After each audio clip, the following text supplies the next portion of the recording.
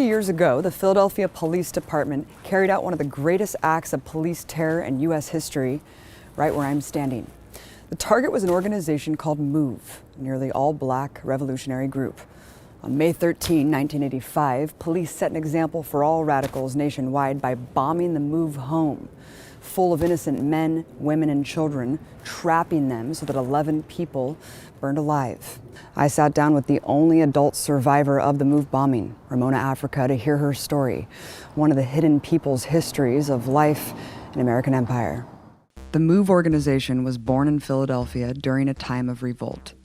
People of all nationalities were joining revolutionary groups and challenging the core structures of empire: war, racism, and inequality. In the tradition of the 1950s civil rights struggle, armed self-defense against police and vigilante terror was also taken up by oppressed groups in the 60s and 70s. It was also a time of severe political repression, with wanton police brutality and COINTELPRO employed against black radicals. Led by founder John Africa, MOVE's philosophy was to challenge the abuse of all forms of life, including animals and nature, and held regular non-violent protests confronting everything from Dow Chemical to the Ringling Brothers Circus. Under their philosophy of back-to-nature communalism, they liberally grew their hair and didn't conform to societal norms. Composting, caring for stray animals, and living without technology made them the target of ridicule and violence. They were called dirty hippies, cultists, and dangerous terrorists by the media. But despite the smear campaign, many were inspired by MOVE's message, commitment, and actions. Ramona Africa tells the story of how she joined the group. I start seeing the contradictions, the paradoxes, the lies, because at the time I met MOVE, I was a student my last year at Temple University. I had planned to go to law school. I had studied a pre-law curriculum. I had a bachelor's degree and an associate's degree, and that's where I was headed. And then I met MOVE. Pam Africa, who was a supporter then, she started talking to me about going over to City Hall, to the MOVE hearings that were going on, and seeing for myself exactly what happens, what's going on in those courtrooms. And I did. I went. I was shocked and shaken. I could not believe what I was seeing in that courtroom.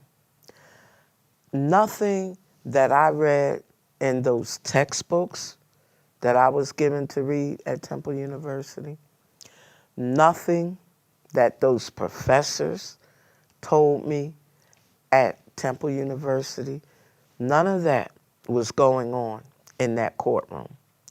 I saw the blatant railroad, the obvious racism that was going on, the obvious frame-up.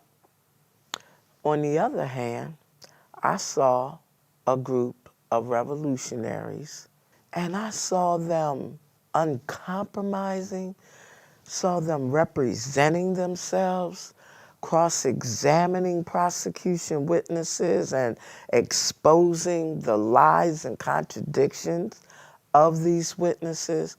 I saw that they were not intimidated at all.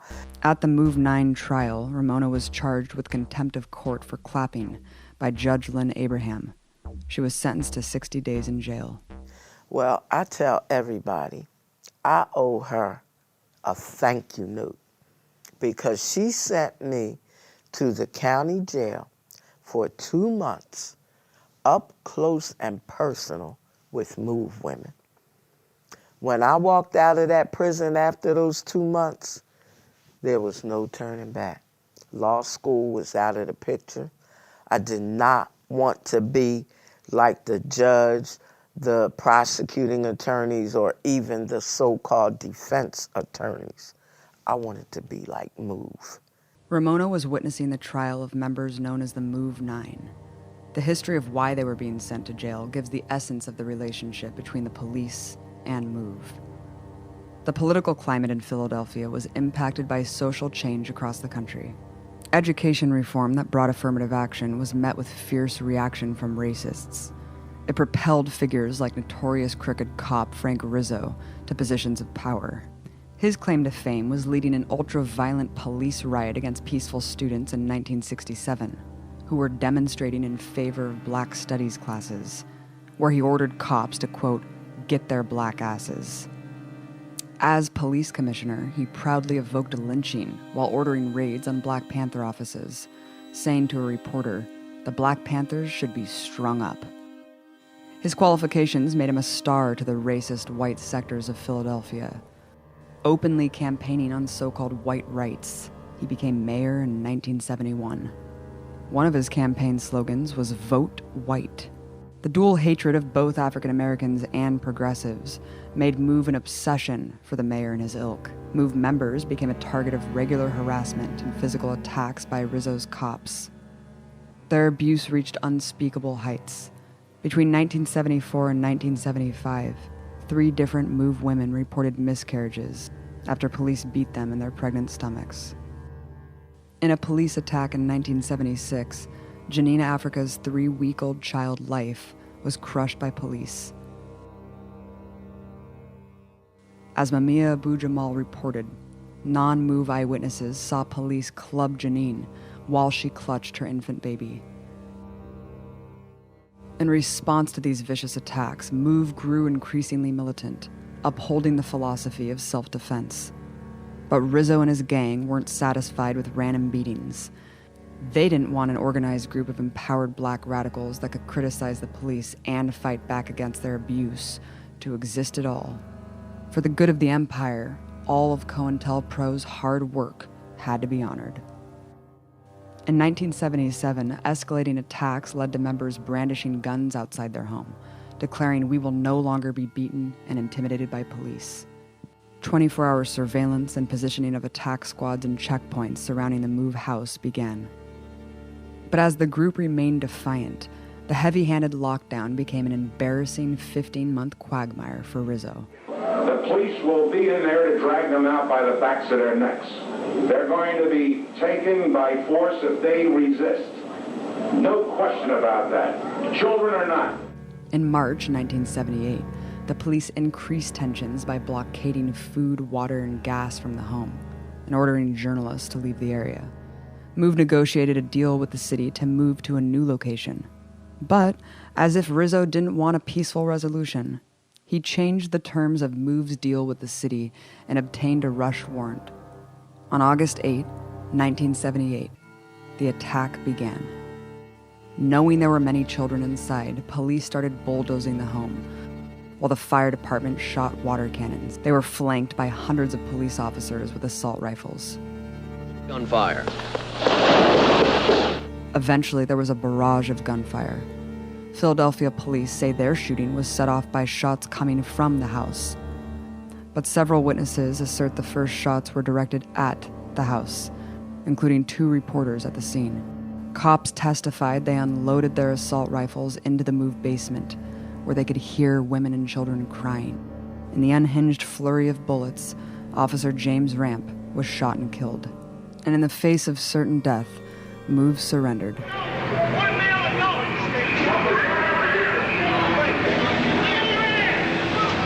When Unarmed Delbert Africa came out, the Philadelphia police showed everything you need to know about their claims of upholding the law that day. He's hitting him, Hitting him on the head. Kicking him on the head. I have no idea, I just couldn't see. Sit up! Cops, you make a mistake, they'll ask you. Your ass, they are. Suffering a broken jaw and fractured eye socket, Delbert's beating became known as one of the worst incidents of police brutality ever recorded. The police then went on a rampage throughout the entire poor, mostly black community. I was upstairs in my bedroom trying to change my clothes. And here come all these people, all these cops. They're chasing me there with the nightsticks, hitting them on the shoulders and stuff. It's about 3 of them, they already hurt. See, they over there smiling and that there. See how they smiling? Yeah. You see how they smiling? I feel that, they mad or what went down and they not satisfied or just, getting the move. They want like all the people, like not only this community, but the whole community, like in the black community. It's the hatred that they have and the mentality for, black people. The MOVE house was completely demolished the same day. Community protests denounced the police attack. Despite no evidence that the bullet came from the house, 9 MOVE members were convicted for the shooting, all given 30 to 100-year prison sentences. Temple University professor who documented the incident, Lynn Washington, stated, "The police department knows who killed Officer Ramp. It was another police officer. They have fairly substantial evidence that it was a mistake. I got this from a number of different sources in the police department." Protests eventually forced the indictment of the 3 officers for the infamous beating of Delbert, Africa. Police hatred of MOVE peaked. And the head of the police union gave his thoughts on those who beat Delbert, Africa. What they should have done is shot that goddamn bum, and then there would have been no trouble today. All 3 cops were acquitted, but MOVE didn't stop speaking out. The reign of arch-racist Rizzo ended in 1980, but deep-seated hatred of MOVE meant they would never leave the crosshairs of the boys in blue. Still, with no crimes to justify the removal of the MOVE family, the final confrontation started with a knock at the door. A plainclothes cop, I can't remember exactly who it was, a man, walks up our front steps, knocks on the door. Me and my sister Teresa Africa, who was killed in the bombing, we come out and we stand out there talking to this cop and him talking to us for at least an hour, at least. And when we were done, he just walked away, he left. What we found out was that they had practiced, rehearsed, planned for over a year their attack on MOVE, their plan to exterminate MOVE, kill MOVE off. They thought they had a workable plan and they needed a reason to execute it. And there was nothing. So they ended up using that non-incident on April 29th, 2 weeks earlier, as their excuse to come at MOVE. On Mother's Day, 500 cops flooded into the neighborhood and barricaded the streets, readying for their one-sided war. People living in proximity to MOVE were told to evacuate for 24 hours. They tried to convince people that they came out there because neighbors had complaints about us. When did this government in this country ever care about black folks complaining about their neighbors? Since when? When did they ever care about black folks complaining about anything? Anything. They don't. They never did. That was not the issue. The issue was really and is still our unrelenting fight for our MOVE family members known as the MOVE 9. And they could not answer the questions that people were putting to them. And that is why they were feeling so much heat from MOVE, And that is why they wanted to shut us up permanently, in the words of Wilson Goode, then mayor, first black mayor of Philadelphia, that he wanted a permanent end to MOVE. You were the only adult survivor of the MOVE bombing on that day, Ramona. Can you walk us through your experience? One thing that people should know is that on that day, on Mother's Day, Sunday morning, one of our supporters was going food shopping, and she contacted us to ask if we needed her to get anything for us. And we said yes. So she came by to pick up the list and the money. Our children, some of our children, wanted to go with her. So they did. When she left, there was nothing really happening. When she came back, the police had put a wooden barricade at the top of Osage Avenue. It's a small one-way street. She pulls up and she's like, what's going on? You know, the police had us under surveillance for years before '85, for years. And so they were always parked up on the corner, you know, at the other end of the street on Cobbs Creek Parkway. They were always parked out there surveilling us. And so this one particular cop, black cop named George Draper, walks over to Gloria's car, looks in. He knows Gloria. I mean, she's been around for years. He knows her. He knows our kids, have seen them for years. He goes and moves the barricade to let Gloria drive back onto our street with our kids. Now, at this point, he knows what they're planning to do. That's why they had the barricade across the street, because they were setting up and moving cars off the street, this kind of thing. Move the barricade and let Gloria. He knew Gloria wasn't going to stay at our house, but he knew our kids lived there. Now, later on, Wilson Good says that he gave the police commissioner and police officers orders that if they could remove our kids without a confrontation, you know, then they should remove the kids. They didn't. He let them right back on the street, right back into our house. Nothing happened all day. And that night, though, Gregory Sambor, the police commissioner, he gets on the loudspeaker and says, "Attention, move. This is America. You have to abide by the laws and something of American society," and blah, blah, blah. And said we had 15 minutes to come out.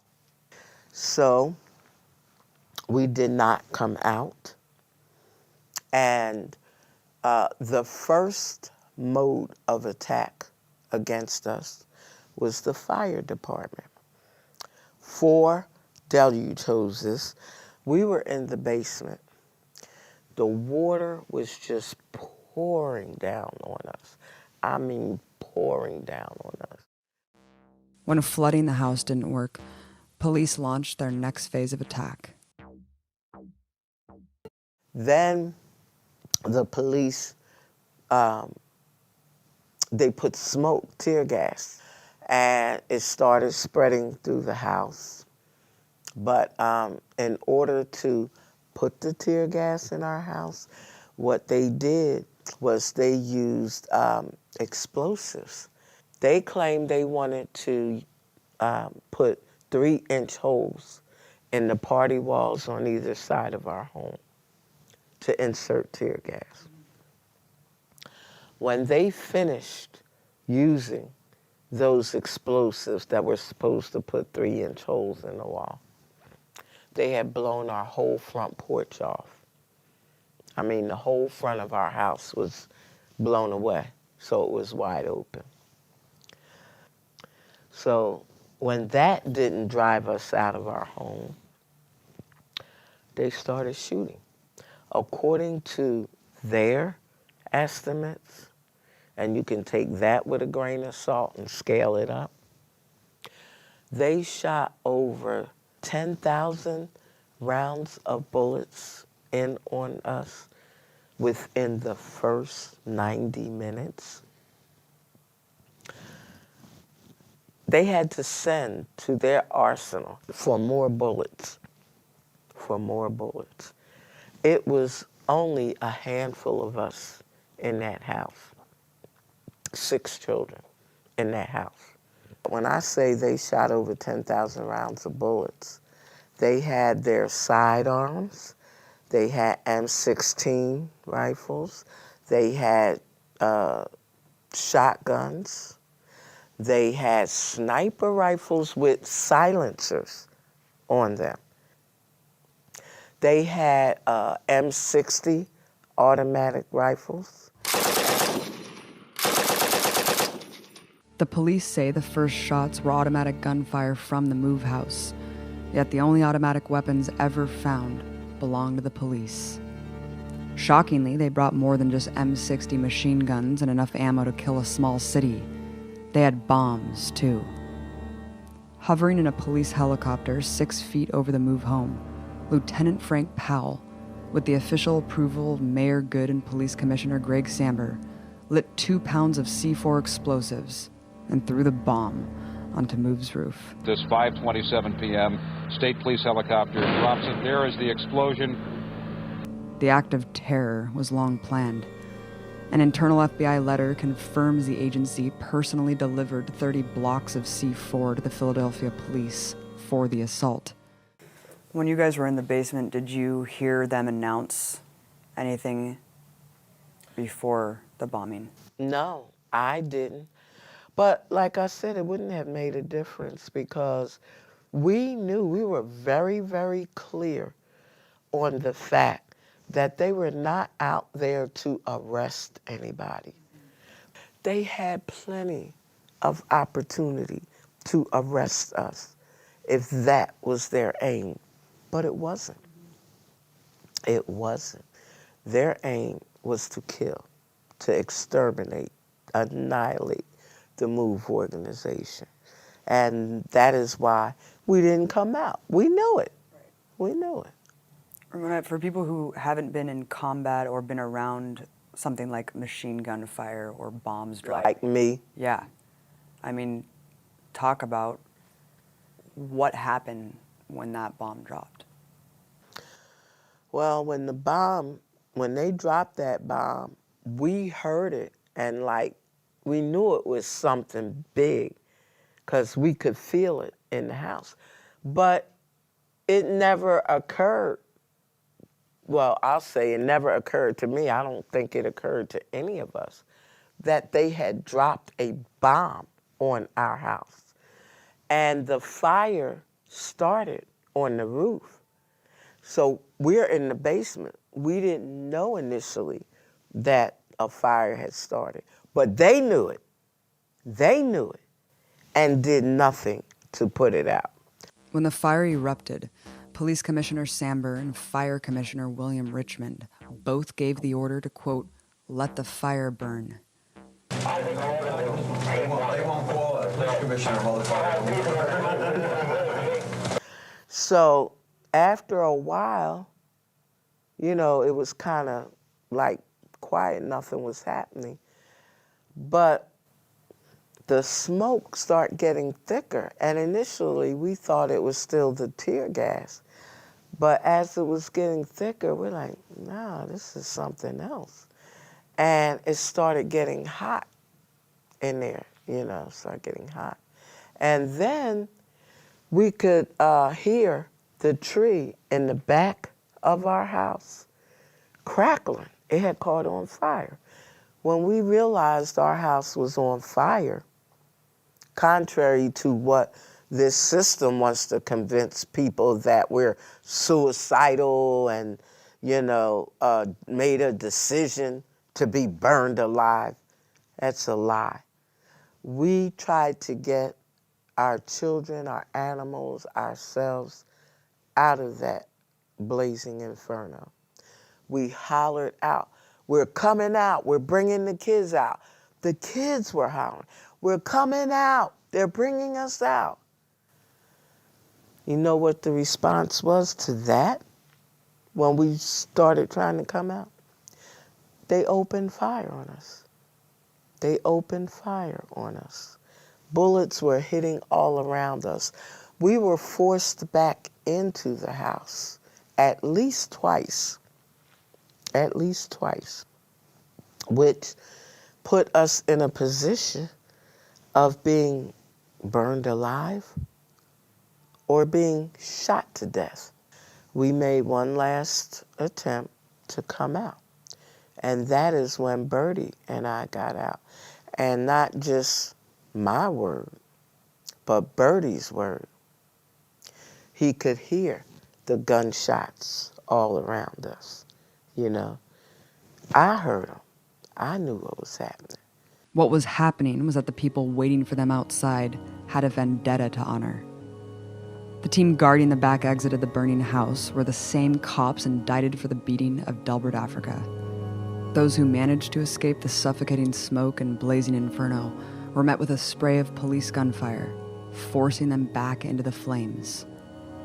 The official MOVE commission confirmed it was police gunfire that prevented the escape of the members through forensic pathologist Dr. Ali Hameli, whose team found shotgun pellets in Africa, a woman, and 3 children. Only 2 people survived the onslaught, Ramona and 13-year-old Bertie Africa. I got out first, and I'm helping Bertie out, and everybody was coming out behind us, which is the only way they could have bullet fragments in them, is to have gotten out of the basement and faced the gunfire coming from the cops who were shooting at us. Well, Bertie was the next one behind me, and I saw Rhonda there. She was, you know, getting the kids out. And as far as I knew, when they took me into custody and Bertie into custody, when they grabbed us, I was under the impression that everybody got out. The injuries they incurred were severe. I have burns on my arms, on my legs, and not as big burns on my back. For 4 hours, they used fire as a weapon before they turned on the hoses they had so liberally used against MOVE in the initial attack, when there was no fire.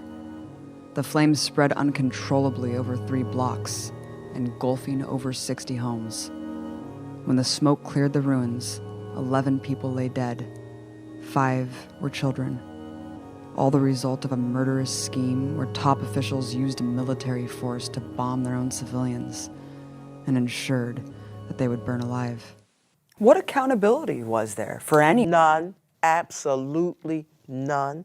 Not one single official was ever charged with anything in the murder of my family members. Wrought with criminality, no official was ever punished for their role in the massacre. Sole adult survivor Ramona, however, was sent to jail for 7 years for riot and conspiracy, refusing an offer to renounce MOVE in exchange for a reduced sentence. Ramona talks about the hidden legacy of the bombing. It made national and international news. One thing is that it was so horrific, a lot of people don't even really want to deal with it. Another thing is, if you really deal with who MOVE is, what we represent, and what happened to us, if you really deal with it, then you got to get up off your butt and do something. You can only come to the end conclusion that you got to put a stop to this kind of stuff. You got to work to make sure this never happens again. Nothing can justify this atrocity, which was planned and escalated by the highest officials against people criminalized for being different, for their ideas, and for their courage. The Empire's soldiers in blue showed that their racist hate was so deep they could intentionally force one of the most painful deaths imaginable on innocent children. But over the decades, a movement has pushed back against brutal police tactics and impunity. And today, it's forcing these things into the spotlight like never before. Standing with that movement is part of changing a system that could ever allow such acts and honor those who believed in a future that valued all life.